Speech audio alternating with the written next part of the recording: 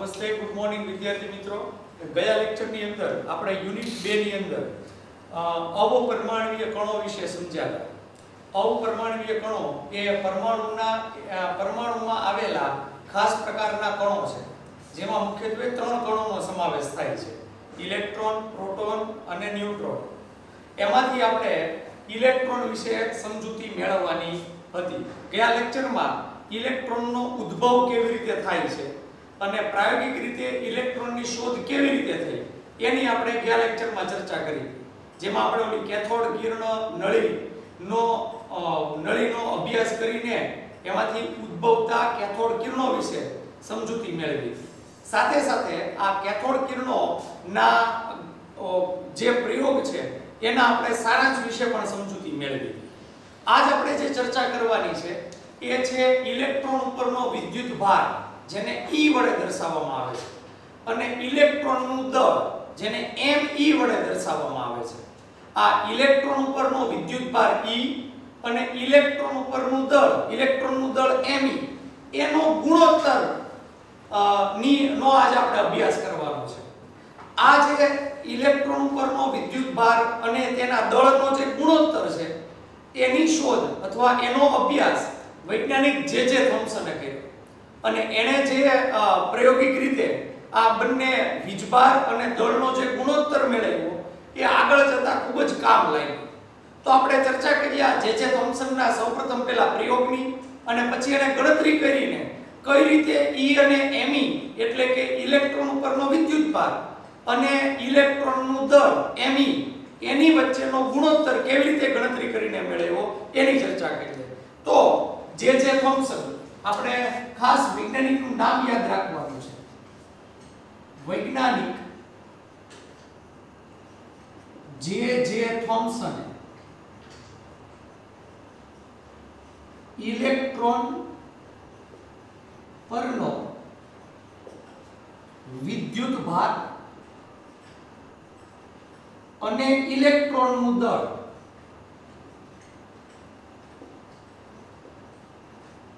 નો ગુણોત્તર મેળવ્યો.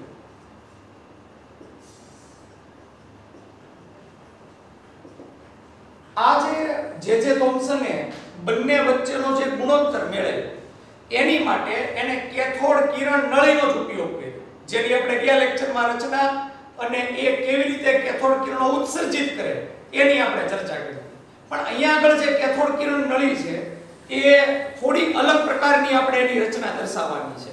તો જે થોમ્સને આમાં કેથોડ કિરણ નળીનો ઉપયોગ કરેલો છે. કેથોડ કિરણ નળીનો ઉપયોગ કર્યો. કેવી રીતે આ કેથોડ કિરણ નળીનો આમાં ઉપયોગ કરવામાં આવ્યો એ આપણે આકૃતિ દ્વારા સમજીએ. સૌથી પહેલી ને મહત્વની વસ્તુ, કેથોડ કિરણ નળીના બે અગત્યના ભાગ છે. એક કેથોડ અને બીજું એનોડ. યાદ કરો વિદ્યાર્થી મિત્રો, આપણે ઊંચું વિદ્યુત દબાણ જે ધાતુની બે પ્લેટ ઉપર આપતા હતા એને આપણે એમાંથી એકને આપણે કેથોડ અને બીજાને આપણે એનોડ તરીકે ઓળખતા હતા. તો સૌપ્રથમ હું કેથોડ અને એનોડ દર્શાવ્યું.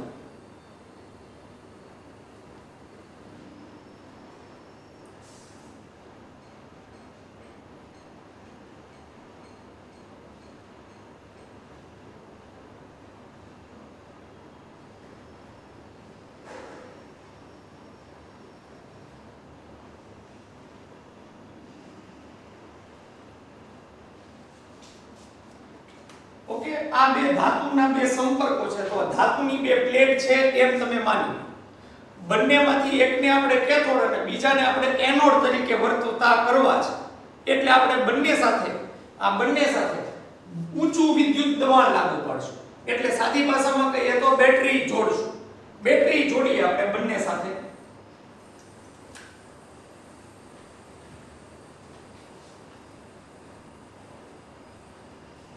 ધારો કે આને આપણે કેથોડ તરીકે લેવું છે એટલે એની સાથે બેટરીનો ઋણ ધ્રુવ જોડશું, અને આ જે પ્લેટ છે એને એનોડ તરીકે લેવું છે એટલે એને બેટરીના ધન ધ્રુવ સાથે આપણે જોડીશું. તો આવડો જે ભાગ થઈ ગયો એ કેથોડ છે અને આ જે ભાગ થઈ ગયો એ આપણા માટે એનોડ છે. કેથોડ એટલા માટે કારણ કે એની સાથે બેટરીનો ઋણ ધ્રુવ જોડેલો છે. બેટરીનો ઋણ ધ્રુવ એની સાથે જોડેલો છે એટલા માટે એ કેથોડ તરીકે વર્તે છે. અને આની સાથે બેટરીનો ધન ધ્રુવ જોડેલો છે એટલા માટે એ એનોડ તરીકે વર્તશે. ઓકે, હવે આપણે આ ઊંચું દબાણ લાગુ પાડશું આના વચ્ચે ત્યારે આપણને ખ્યાલ છે કે કેથોડમાંથી વિકિરણો ઉત્સર્જિત થશે અથવા ખાસ પ્રકારના કણો છે એનું ઉત્સર્જન થશે. આ કેથોડમાંથી ઉત્સર્જિત થતા કણો એ દ્રશ્યમાન થતા નથી, આપણને બધાને ખ્યાલ છે. પણ એ દ્રશ્યમાન ન થાય તો પણ આપણે એનું વિશ્લેષણ કરી શકીએ. એની માટે યાદ કરો પ્રસ્ફુરક પડદાનો આપણે ઉપયોગ કર્યો હતો જે ઝિંક સલ્ફાઇડ નામના દ્રવ્યનો બનેલો. જેવા કેથોડ કિરણો એના પર આપાત થાય એટલે એ પ્રસ્ફુરક પડદા પર એનો તેજ ધબ્બો આપણને જોવા મળે. એટલે આપણે આ બાજુના ભાગમાં એનોડ બાજુના ભાગમાં પ્રસ્ફુરક પડદો પણ મૂકશું. તો આ આપણે વાત કરી કેથોડ કિરણોની. અહીંથી જુઓ તમે કેથોડ કિરણો છે એ આપાત થાય એનોડ તરફ આપાત થશે.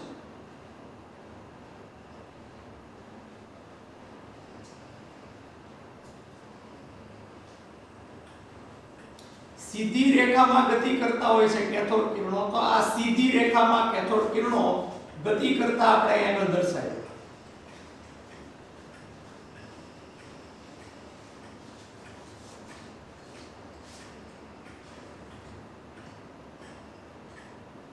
ઓકે, તો આ કેથોડ કિરણને સીધી રેખામાં ગતિ કરતા દર્શાવે. એની હાજરી ચકાસવા માટે આપણે એનોડના પાછળના ભાગમાં જે રીતે જે કેથોડ કિરણ નળી હતી એમાં આપણે એનોડના પાછળના ભાગમાં જે રીતે આપણે પ્રસ્ફુરક પડદો ગોઠવતા હતા એ જ રીતે આપણે અહીંયા પણ પ્રસ્ફુરક પડદો છે એની ગોઠવણ કરશું.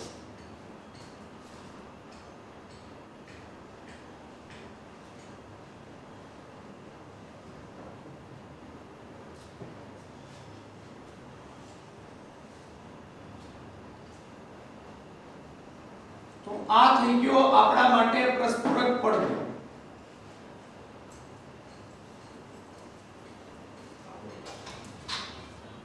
ઓકે, પ્રસ્ફુરક પડદામાં ધારો કે આ બિંદુ પર આ બિંદુ પર પ્રકાશીય ઝબકારો આપણને જોવા મળશે. એ બિંદુને હું નામ આપી દઉં બિંદુ બી. શા માટે બિંદુ બી પછી વાત કરીએ, પણ અહીંયા આગળ પ્રસ્ફુરક પડદા પર આ કેથોડ કિરણ સીધી રેખામાં ગતિ કરે છે. કોઈ પણ જાતનું અહીંયા વિદ્યુત ક્ષેત્ર કે ચુંબકીય ક્ષેત્ર હાલ નથી લાગુ પડ્યું. એટલે પ્રસ્ફુરક પડદા પર બિંદુ બી પર આપણને એ કેથોડ કિરણોનો શેરડો જોવા મળશે અથવા ઝબકારો જોવા મળે છે. પ્રસ્ફુરક પડદો. ઓકે, ચાલો હવે એક ખૂબ જ મહત્વની વસ્તુ આપણે આ જે આખી ઘટના છે જેમાં કેથોડ કિરણ છે એ પ્રસ્ફુરક પડદા પર આપાત થાય ત્યાં આગળ એનોડ અને કેથોડની વચ્ચેના ભાગમાં વિદ્યુતીય ક્ષેત્ર અને ચુંબકીય ક્ષેત્ર લાગુ પાડવાનું છે. પણ એક ખૂબ જ મહત્વની વસ્તુ જે થોમ્સને આ કેથોડ કિરણની બંને બાજુ જે વિદ્યુતીય ક્ષેત્ર અને ચુંબકીય ક્ષેત્ર લાગુ પાડ્યું એ એકબીજાને લંબ લાગુ પાડ્યું. એટલે ચુંબકીય ક્ષેત્ર અને વિદ્યુતીય ક્ષેત્ર એકબીજાને લંબ હોવું જોઈએ. તો પહેલા તો હું અહીંયા આગળ ચુંબકીય ક્ષેત્ર લાગુ તો આપણે પાડી નથી શકવાના, પણ એ વિદ્યુતીય ક્ષેત્ર અને ચુંબકીય ક્ષેત્રને આકૃતિમાં આપણે દર્શાવી દઈએ.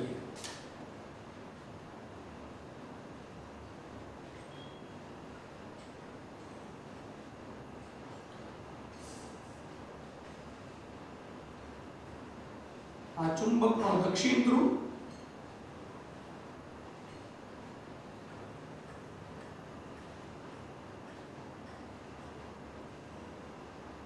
અને આ ચુંબકનો ઉત્તર ધ્રુવ. આપણે ઉત્તર દક્ષિણને આ પ્રમાણે છે. આ ચુંબકનો ઉત્તર ધ્રુવ અને આ ચુંબકનો દક્ષિણ ધ્રુવ.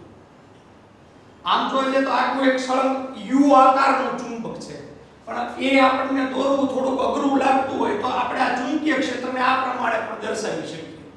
યાદ કરો તમે ઇલેક્ટ્રિક મોટરની અંદર ચુંબકીય ક્ષેત્ર દર્શાવતા હતા એ રીતે આ ચુંબકીય ક્ષેત્ર મેં દર્શાવેલું છે. ધારો કે આ ચુંબકીય ક્ષેત્ર છે ને એ આ પ્રમાણેની દિશા ધરાવે છે. તમે યાદ કરો જ્યારે તમે 10મા ધોરણની અંદર જે વિદ્યુત ચુંબકીય ક્ષેત્ર નામનું જે ચેપ્ટર લાગુ તમે ભણ્યા હતા એમાં ચુંબકીય ક્ષેત્રની દિશા હંમેશા ઉત્તરથી દક્ષિણ તરફ દર્શાવતા હતા. ધારો કે આ ચુંબકીય ક્ષેત્રની દિશા આ પ્રમાણે છે, ઉત્તરથી દક્ષિણ તરફ આ રીતે છે. હવે આપણે આ ઉપરાંત સાથે આપણે વિદ્યુતીય ક્ષેત્ર પણ લાગુ પાડવાનું છે. તો વિદ્યુતીય ક્ષેત્ર છે એને આપણે આ પ્રમાણે દર્શાવીએ.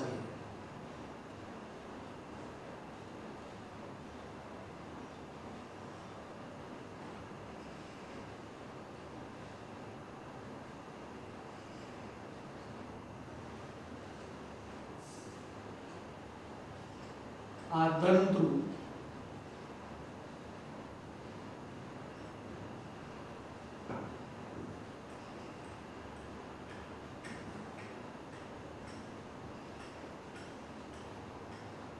અને આ છે આ ચુંબકીય ક્ષેત્ર, વિદ્યુતીય ક્ષેત્ર. આને આ પ્રમાણે આપણે જોવાનું છે. મેં કીધું બે એકબીજાને લંબ અહીંયા આગળ દર્શાવેલા છે. તો આ ચુંબકીય ક્ષેત્ર હોય, દાખલા તરીકે ઉત્તરથી દક્ષિણ ધ્રુવ તરફ, તો આ વિદ્યુતીય ક્ષેત્ર આ પ્રમાણે. જેમાં આ ઋણ ધ્રુવ, આ ધન ધ્રુવ લ્યો તો આ ઋણ ધ્રુવ. જો બંને એકબીજાને લંબ છે કારણ કે એકબીજાને કાટખૂણે છે. તો આ ધારો કે ચુંબકીય ક્ષેત્ર, દાખલા તરીકે આ કેથોડ કિરણો આ પ્રમાણે પસાર થાય છે, કેથોડ કિરણો આ પ્રમાણે પસાર થાય છે. એ માની લઈએ કે આ કેથોડ કિરણો પસાર થાય છે, આ કેથોડ કિરણો આ પ્રમાણે પસાર થાય છે. તો આ માની લો કે ચુંબકીય ક્ષેત્ર છે જે ચુંબકના ઉત્તર ધ્રુવથી દક્ષિણ ધ્રુવ તરફ લાગુ પાડે છે. અને આ છે વિદ્યુતીય ક્ષેત્ર, જેમાં ઉપરના ભાગમાં ધન ધ્રુવ અને નીચેના ભાગમાં ઋણ ધ્રુવ છે. તમે જોઈ શકો છો આમાં વિદ્યુતીય ક્ષેત્ર અને ચુંબકીય ક્ષેત્ર બે એકબીજાને લંબ રહેલા છે. તો એ બહુ મહત્વની વસ્તુ છે. તો અહીંયા આગળ આપણે જે કેથોડ કિરણ છે એ કેથોડ કિરણને આપણે વિદ્યુતીય ક્ષેત્ર અને ચુંબકીય ક્ષેત્ર પરમાંથી પસાર થવા દીધું છે. કેથોડ કિરણોના કણોને પણ લખી શકો, કારણ કે કણ સ્વરૂપે જ આપણે આગળના થિયરીમાં ભણ્યા, કણ સ્વરૂપે એને લીધેલા છે. કણોને વિદ્યુતીય ક્ષેત્ર, હું એક કૌંસમાં લખી નાખું NS, અને વિદ્યુતીય ક્ષેત્રમાં ધન અને ઋણ લેશું, ધન અને ઋણ. અને ચુંબકીય ક્ષેત્રને આપણે N અને S સ્વરૂપે દર્શાવેલું છે. આ વિદ્યુતીય ક્ષેત્ર છે અને આ ચુંબકીય ક્ષેત્ર વચ્ચે થી પસાર કરેલ છે.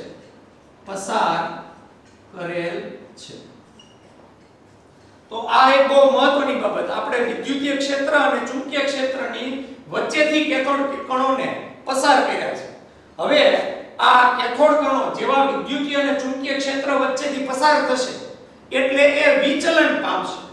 વિચલન થશે એ ખબર નહીં પડે એમ, કારણ કે દ્રશ્યમાન નથી, પણ આ પ્રસ્ફુરક પડદો છે એના ઉપર વિચલન તરત જ જોવા મળશે.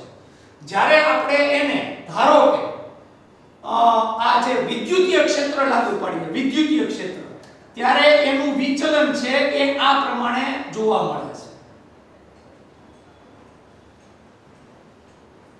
એટલે અહીંયા બિંદુ A ઉપર અને ચુંબકીય ક્ષેત્ર લાગુ પાડીએ ત્યારે એનું વિચલન આ પ્રમાણે જોવા મળે છે. એટલે કે અહીંયા બિંદુ C પર ટૂંકમાં વિચલન જોવા મળે છે. પાકું વિચલન ભલે એકબીજાથી વિરુદ્ધ જોવા મળે, પણ વિચલન જોવા મળે છે. લખી નાખો, જેના કારણે કેથોડ કણોના માર્ગનું વિચલન જોવા મળે છે. વિચલન એટલે પોતાનો માર્ગ બદલી નાખે છે, જોવા મળે છે. તો આ રીતે થોમ્સને આ કેથોડ કિરણ ટ્યુબની અંદર કેથોડ કિરણ ઉપર અથવા કેથોડ કણો ઉપર ચુંબકીય ક્ષેત્ર અને વિદ્યુતીય ક્ષેત્ર લાગુ પડ્યું અને એનો એને અભ્યાસ કર્યો તો એવું જોવા મળ્યું કે જ્યારે કેથોડ કણોને ચુંબકીય ક્ષેત્ર અને વિદ્યુતીય ક્ષેત્ર વચ્ચેથી આપણે પસાર કરીએ ત્યારે એના માર્ગ ફંટાય છે. તો એનો માર્ગનું વિચલન જોવા મળે છે. એ અભ્યાસ પરથી માલુમ કર્યું. કેથોડ આ જે આખો જે ભાગ છે કેથોડ નળી છે. એટલે કેથોડ નળીને આપણે આ પ્રમાણે પણ દર્શાવી દઈએ. એટલે ખ્યાલ આવે કે આ પ્રમાણે કેથોડ નળી છે એ દર્શાવેલી છે.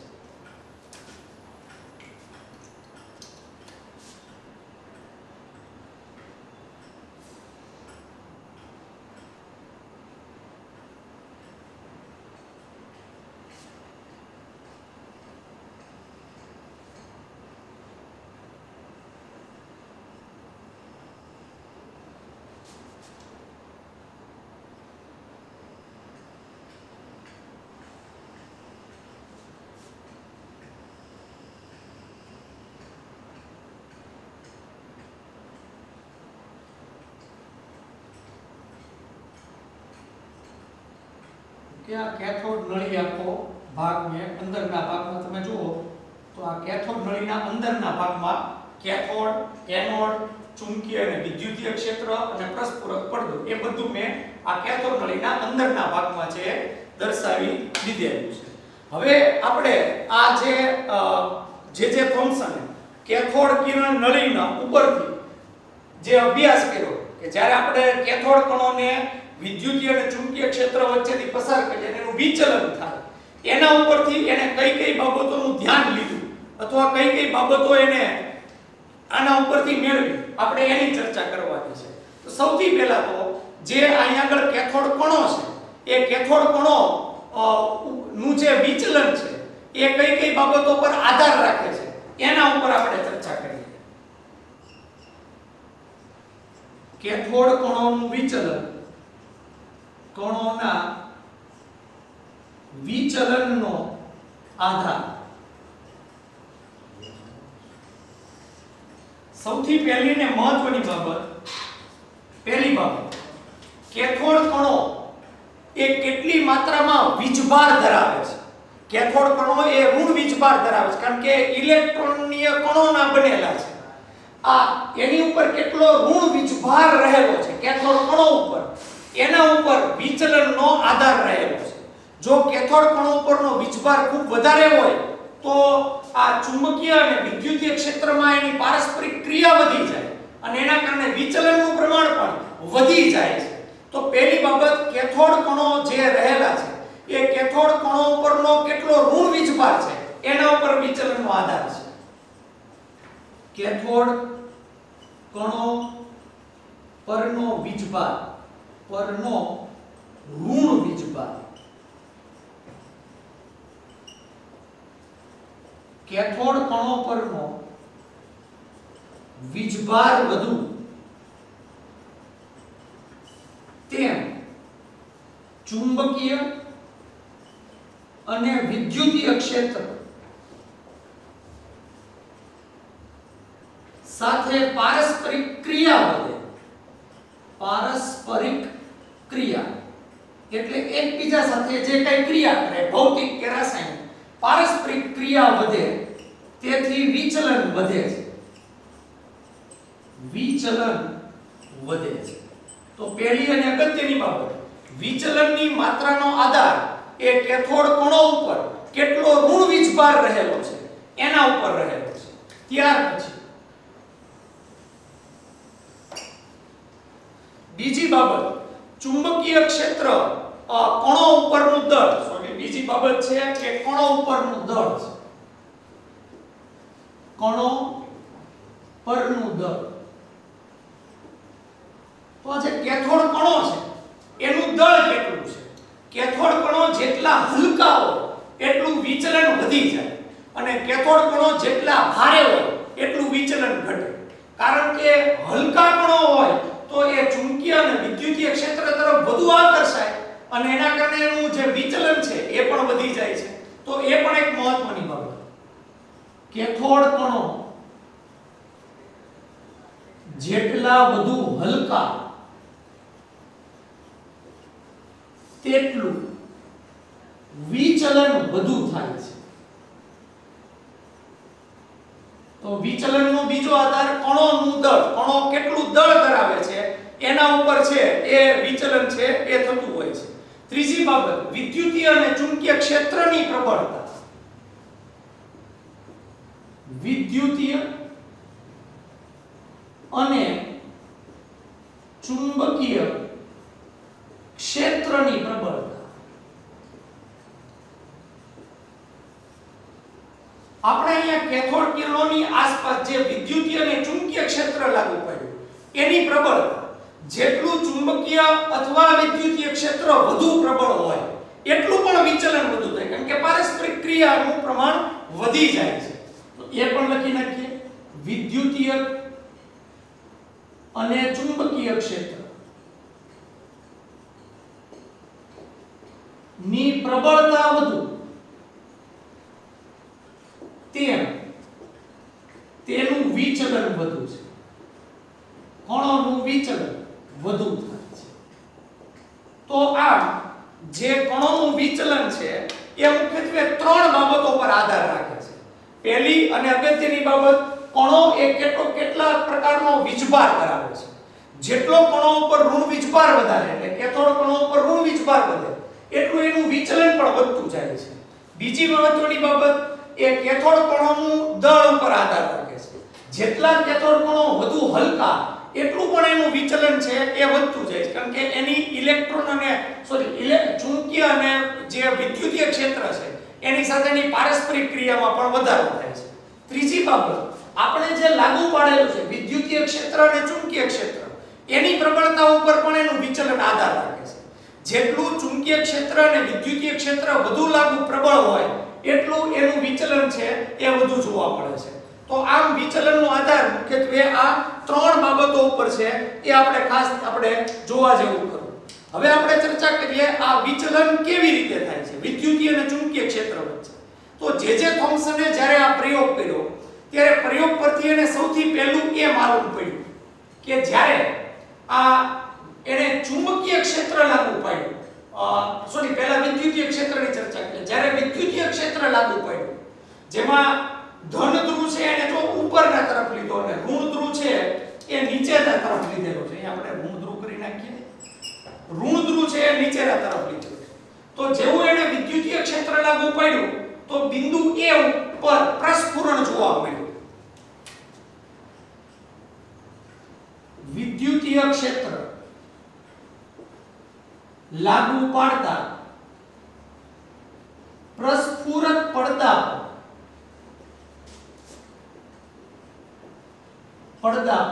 બિંદુ A પર પ્રસ્ફુરણ જોવા મળ્યું, એટલે ત્યાં ઝબકારો જોવા મળ્યો એમ પણ કહી શકાય. ઓકે, ચાલો. તો આ વસ્તુ જ્યારે એને વિદ્યુતીય ક્ષેત્ર લાગુ પાડ્યું ત્યારે એ બિંદુ ઉપર એને પ્રસ્ફુરણ જોવા મળ્યું. બીજી બાબત, હવે એને ચુંબકીય ક્ષેત્ર લાગુ પડ્યું જેમાં ઉત્તર ધ્રુવ એને આ વિદ્યુતીય ક્ષેત્રને લંબ દર્શાવ્યું છે. ઉત્તર ધ્રુવ છે પાછળના ભાગમાં અને દક્ષિણ ધ્રુવ આગળના ભાગમાં. તો એને બિંદુ C ઉપર પ્રસ્ફુરણ જોવા મળે. ચુંબકીય ક્ષેત્ર લાગુ પાડતા પ્રસ્ફુરક પડદા બિંદુ C પર પ્રસ્ફુરણ જોવા મળે. તો ખાસ આપણે આ બે વસ્તુ યાદ રાખવાની છે. બિંદુ A અને બિંદુ C શું દર્શાવે છે? બંને એક કેથોડ કિરણોનું વિચલન દર્શાવે છે. પણ અહીંયા આગળ વિચલન કોના આધારે દર્શાવે છે? તો બિંદુ A છે એ વિદ્યુતીય ક્ષેત્રને આધારે પ્રસ્ફુરણ દર્શાવે છે. વિદ્યુતીય ક્ષેત્ર જ્યારે આપણે લાગુ પાડીએ ત્યારે ચુંબકીય ક્ષેત્ર નથી લાગુ પાડેલું. અને જે બિંદુ C છે એ ચુંબકીય ક્ષેત્રનું પ્રસ્ફુરણ દર્શાવે છે. ત્યારે આપણે વિદ્યુતીય ક્ષેત્ર લાગુ પાડેલું હોતું નથી. આ ચુંબકીય ક્ષેત્ર જ્યારે હોય ત્યારે એનું પ્રસ્ફુરણ દર્શાવે છે. એક ત્રીજી બાબત થોમ્સને એ પણ જોઈ કે જ્યારે આપણે ચીવટપૂર્વક વિદ્યુતીય ક્ષેત્ર અને ચુંબકીય ક્ષેત્ર બંનેને આપણે ધીરે ધીરે કરતા સમતોલિત કરીએ એટલે બંનેને લગભગ મૂલ્ય સમાન કરવા જઈએ ત્યારે એનું વિચલન અટકી જાય છે અને બી બિંદુ ઉપર પ્રસ્ફુરણ જોવા મળે છે. જે વચ્ચેનું છે તમે જો એનું વિચલન છે થતું નથી. સીધું કેથોડ કિરણ છે એ પ્રસ્ફુરક પડદા ઉપર જોવા મળે છે. આ ઉપરાંત જો આપણે વિદ્યુતીય ક્ષેત્ર અને ચુંબકીય ક્ષેત્ર હટાવી દઈએ એટલે એને લાગુ જ ન પાડીએ તો પણ વિચલન થતું નથી. માત્ર બી બિંદુ ઉપર જ આપણને એનો પ્રસ્ફુરક જોવા મળે છે. જે પણ વિચલન થતું નથી એની સાબિતી છે. તો આ ત્રીજી બાબત આપણે યાદ રાખવી પડશે. ચીવટપૂર્વક શબ્દને કાઢી નાખીએ, ખાલી આપણે એટલું જ લખીએ, ચુંબકીય ક્ષેત્ર અને વિદ્યુતીય ક્ષેત્ર સમતોલિત રાખી, અથવા એમ પણ કહી શકાય, અથવા આ બંને ક્ષેત્રોને આપણે હટાવી દઈએ, અથવા બંને ક્ષેત્રો લાગુ પાડતા નથી એ ઘટના વિચાર, તો આ કેથોડ કણોનું વિચલન થતું નથી, તો તેનું વિચલન થતું નથી અને પ્રસ્ફુરક પડદા ઉપર બિંદુ P પર પ્રસ્ફુરણ જોવા મળે છે, ત્યારે બિંદુ B પર પ્રસ્ફુરણ જોવા મળે છે. તો એટલા માટે અહીંયા આગળ આપણે ત્રણ બિંદુ લીધેલા છે, જેમાં બિંદુ A અને બિંદુ C એનું વિચલન દર્શાવે છે કેથોડ કણો, જ્યારે બિંદુ B છે એ વિચલન થતું નથી એ બિંદુ દર્શાવે છે. બિંદુ A વિદ્યુતીય ક્ષેત્ર જ્યારે હાજર હોય ત્યારનું વિચલન ધરાવે છે, બિંદુ C છે એ ચુંબકીય ક્ષેત્ર જ્યારે હાજર હોય ત્યારનું વિચલન છે એ દર્શાવે છે. તો આમ આ રીતે જે થોમ્સન આ પ્રમાણે કેથોડ કણો આધારિત, કેથોડ નળી આધારિત આ પ્રમાણે પ્રયોગ કરીને એને ઇલેક્ટ્રોન ઉપરનો વીજભાર અને ઇલેક્ટ્રોનનું દળ એ બંનેનો ગુણોત્તર છે એ એને મેળવ્યો. તો એ ગુણોત્તર કેટલો મળ્યો એ આપણે યાદ રાખવાનું છે. તો આ રીતે વિદ્યુતીય અને ચુંબકીય ક્ષેત્રની પ્રબળતા એને ધીરે ધીરે કરતી એકબીજાની હાજરીમાં ઇલેક્ટ્રોનનું કેટલું વિચલન થાય છે એની એને પરખ કરી. જે થોમ્સને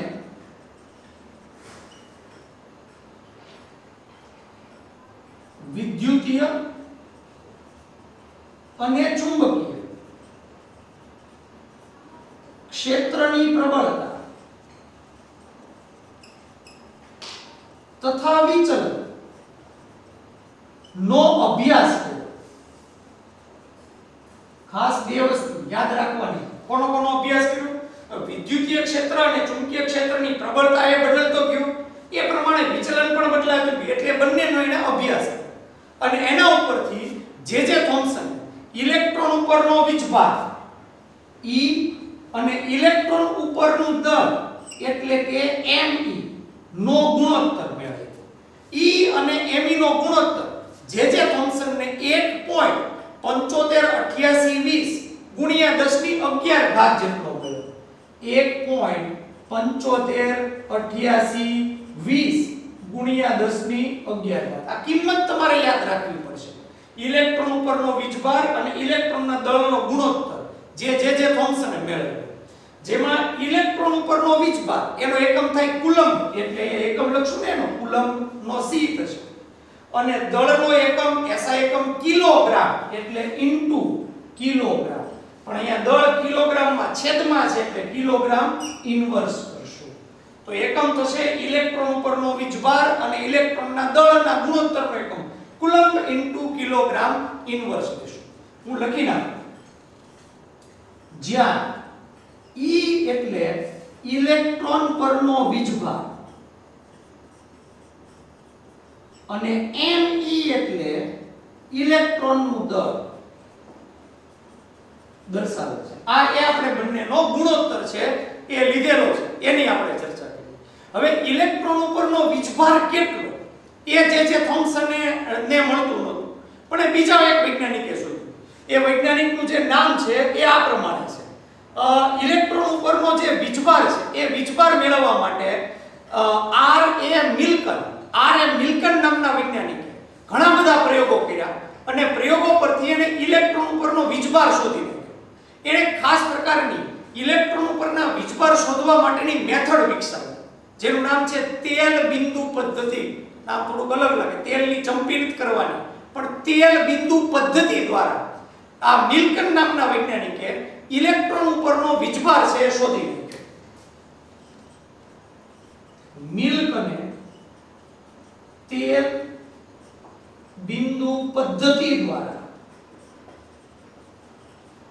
ઇલેક્ટ્રોન પરનો વીજભાર મેળવ્યો.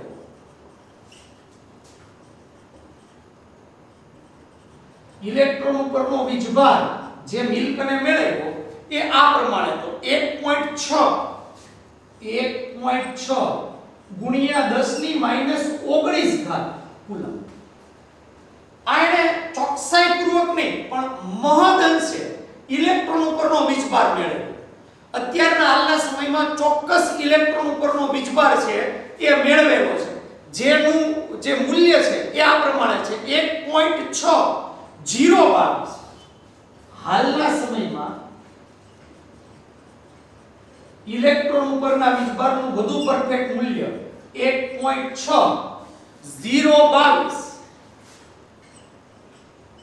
ગુણ્યા 10 ની ઉપર -19 ઘાત કુલમ લેવામાં આવે છે. એક બીજી મહત્વની બાબત, ઇલેક્ટ્રોન પોતે ઋણ વીજભાર ધરાવે છે, એટલે ઇલેક્ટ્રોનનો વીજભાર પણ આપણે ઋણ લેવો પડે. ઇલેક્ટ્રોનનો વીજભાર ઋણ લેવામાં આવે છે,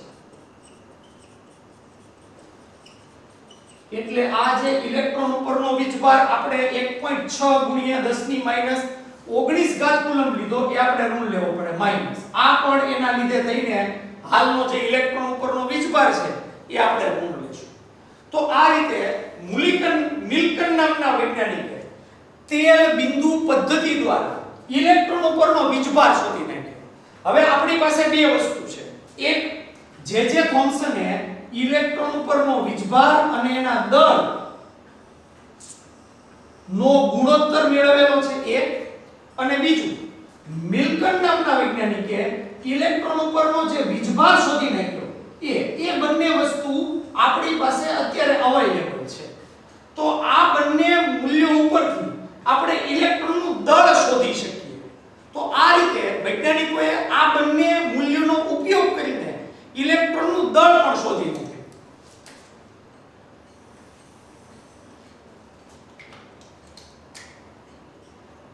તેના પરથી ઇલેક્ટ્રોનનું દળ